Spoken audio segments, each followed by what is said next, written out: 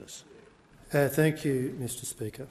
On October 7, 1 year ago, Israel experienced a horrific, unprovoked attack by the barbaric terrorist organisation Hamas. Some 1,200 men, women and children were killed, over 200 people taken hostage. Some of those, sadly, have since been killed. A small number have been released, and it's estimated that just over 100 are still held, and we hope and pray for them to be released. I want to acknowledge the leadership of the Leader of the Opposition and the member for Barara in their clear public statements in relation to how we as the Australian nation should respond to these dreadful events. And let's be clear, dreadful events have been continuing since October 7, 2023, because, of course, the terrorist organisation Hezbollah, which controls much of Lebanon, has been firing missiles into Israel, forcing some 70,000 people to leave their homes. It's clear that Hamas and Hezbollah are client organisations of the brutal theocratic regime in Iran, and in recent months, as well as military aggression from these two terrorist organisations, Israel has come under extensive drone and missile attack directly from Iran. Iran and its various front organisations represent a profound threat to not just the existence of the State of Israel, but also to the liberal democratic values which underpin Australia and like-minded nations around the world.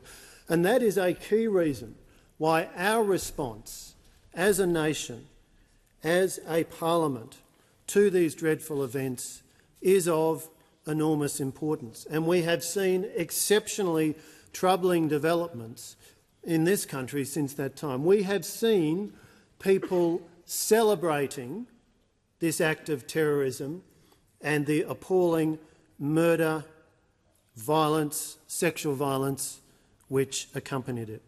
We've seen a rise of anti-Semitism which has led to many Jewish Australians for the first time feeling unsafe. I'm proud to represent an electorate which has the second largest Jewish community of any in New South Wales, and I have met with my constituents who have told me they feel unsafe, who have told me of episodes of their children being exposed to anti-Semitic bullying and harassment in school. And sadly, this is something which is facing our Jewish community. This is a real test of what is special about the Australian nation.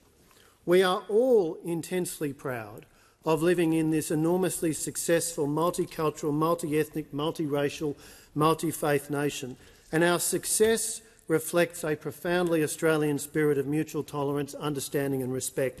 It is vital that we maintain that spirit.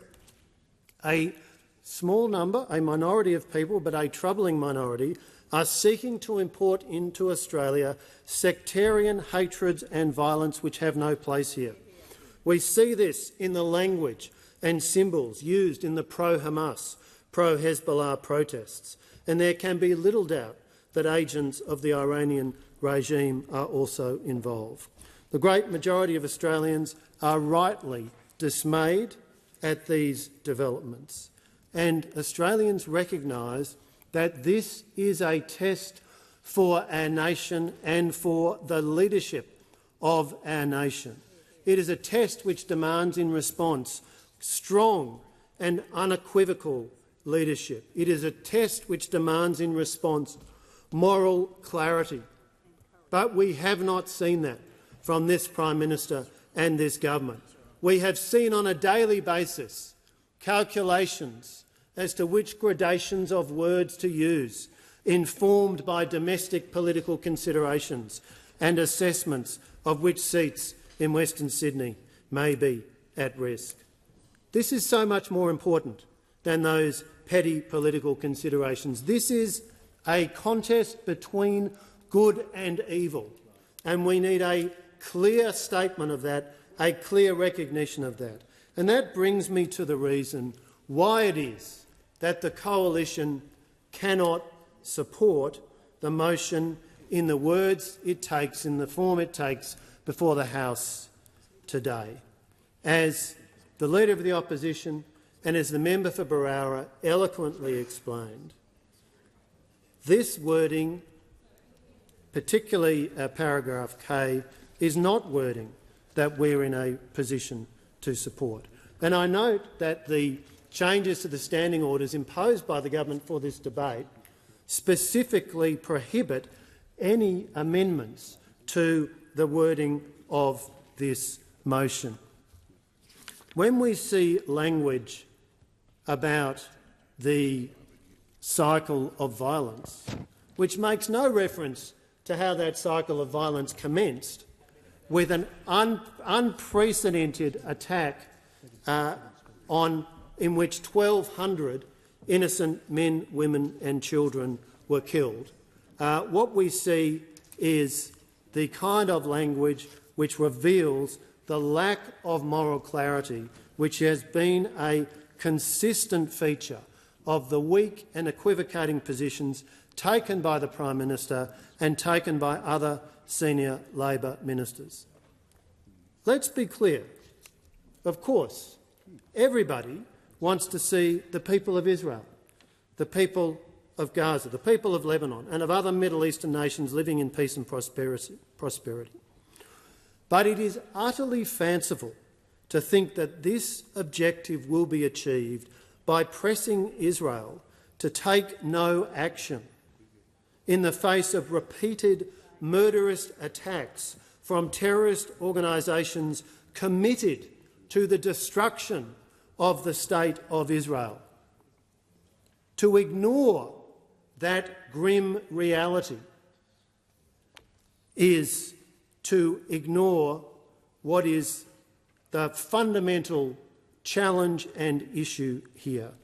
And unfortunately, the language of this motion reflects the continued equivocation of this Prime Minister and of this government on what should be an issue where there is clarity, on what should be an issue where it is accepted and understood and recognised that this is a conflict between good and evil. I want to quote from Israel's ambassador to Australia, His Excellency Amir Maimon, who said, Israel did not ask for this war. Quotes, "We did not start this war, but we are determined to win this war, not just for our own sake, but for the sake of the free world. This isn't just another conflict. This is a battle between good and evil, between life and the forces of destruction." Close quotes. I want to emphasise those words. A battle between life and the forces of destruction. As the member for Barara eloquently spoke about, the images, the videos from the appalling attack on October 7, horrifyingly, videos taken and distributed in many cases by the terrorist attackers, show people celebrating violence, indiscriminate violence and brutality against men, women and children, sexual violence, glorification of this horrific treatment of other human beings.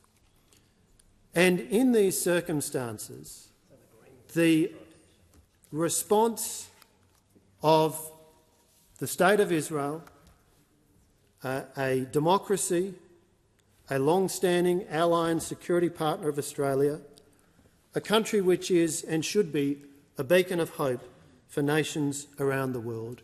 The response of the State of Israel to defend itself, to defend its people, to restore order, is a response which is appropriate and proportionate.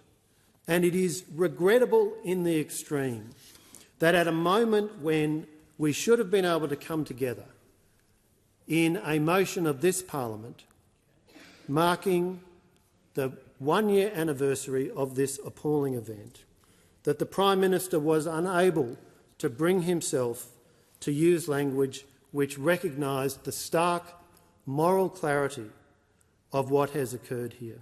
It is deeply disappointing that the Coalition has been put in this position, and it is so important that on this anniversary we acknowledge the horror and the loss, and we express our support for the people of Israel. Hear, hear.